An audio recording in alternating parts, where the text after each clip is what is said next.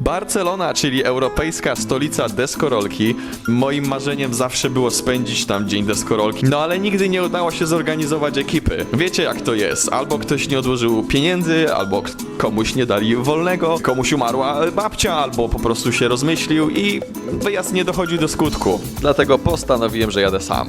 A jeżeli jakiś ziom chce do mnie dołączyć, to zapraszam, ale będę czekał na niego już w Barcelonie.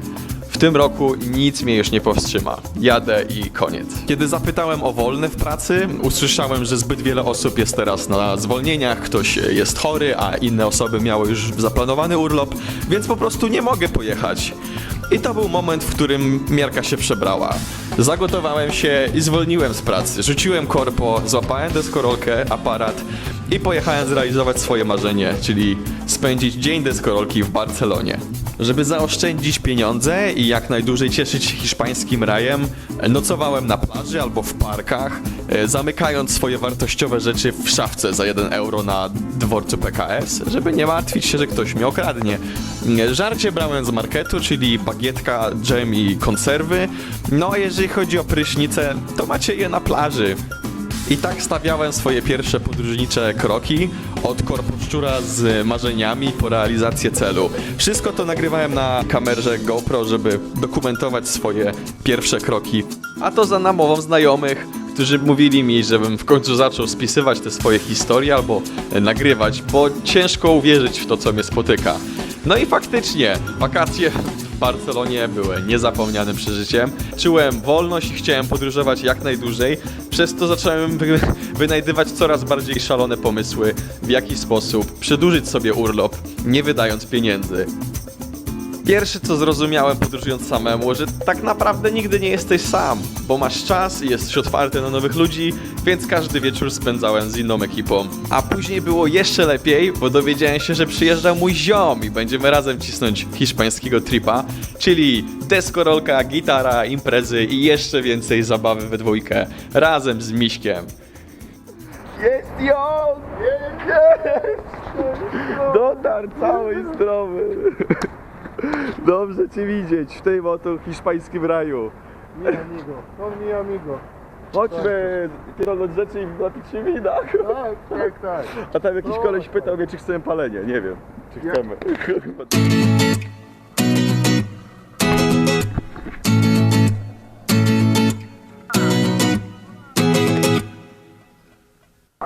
lepsze niż autostop!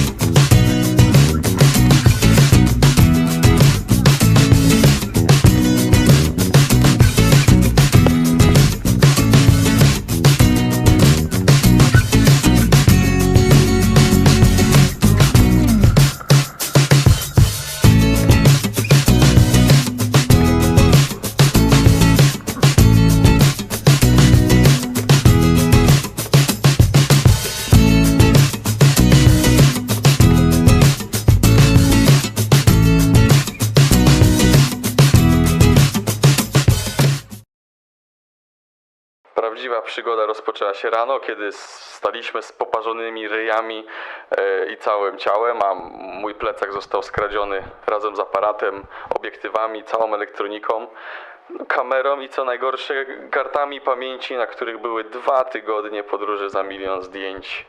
I to wszystko przepadło, co jest na tym zdjęciu. A Miśkowi zeżarło kartę do bankomatu, więc zostało nam 20 euro deskorolki i 2000 km na Woodstock, żeby odzyskać wiarę w ludzi. Na komisariacie policjant doznał ciężkiego szoku, dzwoniąc do polskiej ambasady, kiedy dowiedział się, że w weekendy jest zamknięta i aplikować o nowe dokumenty mogę dopiero w poniedziałek. a była sobota. Na wydanie tymczasowych dokumentów czeka się 3 dni i trzeba jeszcze za to zapłacić, a to znaczy, że musiałbym zostać w Hiszpanii kolejnych 5 dni bez kasy. Woodstock zaczynał się za tydzień, więc jedyną metodą dotarcia do Polski na czas, bez pieniędzy i dokumentów był autostop. Łapaliśmy stopa od stacji benzynowej do stacji benzynowej lub McDonalda, żeby mieć dostęp do wody pitnej z kranu, prysznica i mapy, a te 20 euro starczyły nam na chleb tostowy i dżem na całe 6 dni drogi. Pierwszy raz łapę stopa, nie? Tak się rzuciłem na głęboką wodę, to autostop z Barcelony do Polski, na Woodstock.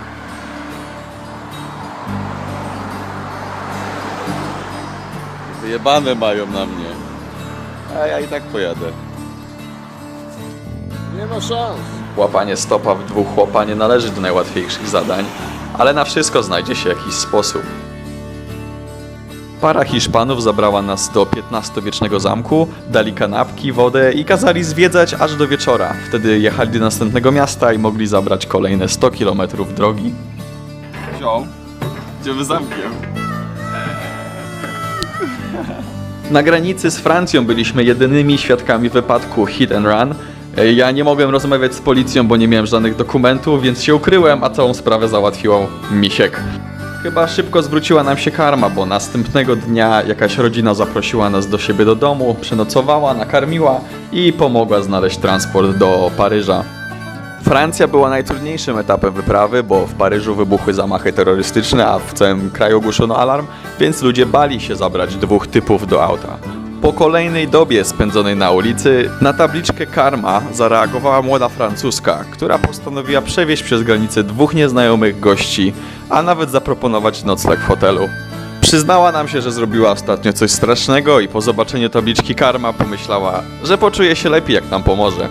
Kiedy wstaliśmy rano, wręczyła nam 2 bilety do miasta Heidelberg, żebyśmy zwiedzili kolejny XV-wieczny zamek, tym razem w Niemczech, a następnie zorganizowała i zapłaciła za BlaBlaCar z tego zamku aż do Berlina. Swoją drogą musiała nieźle przeskrobać. Nie chciała od nas żadnych pieniędzy w postaci przelewu w przyszłości, powiedziała, że jest biegłym tłumaczem sądowym, więc naprawdę to dla niej nic. Z Berlina na Woodstock mieliśmy dojechać na deskorolkach, ale na horyzoncie pojawił się charakterystyczny Volkswagen z niemieckimi Woodstockowiczami, którzy zabrali nas ze sobą, upchnęli w bagażniku i wyrzucili na polu namiotowym dokładnie obok naszych przyjaciół. Woodstockowicze zorganizowali nam oddzielny namiot, ubrania, żarcie i przede wszystkim dużo wody. Gdyby nie przykry incydent z Barcelony, nigdy nie przeżyłbym tej przygody i nie spotkał tych wszystkich wspaniałych ludzi. Na Woodstocku poznałem kilku podróżników, którzy na zawsze wpłynęli na moje podróżnicze życie. Między innymi Faza, no i Maria. Może i straciłem wszystkie rzeczy, ale za to zyskałem masę wspomnień i zrozumiałem, że lepiej jest być niż mieć.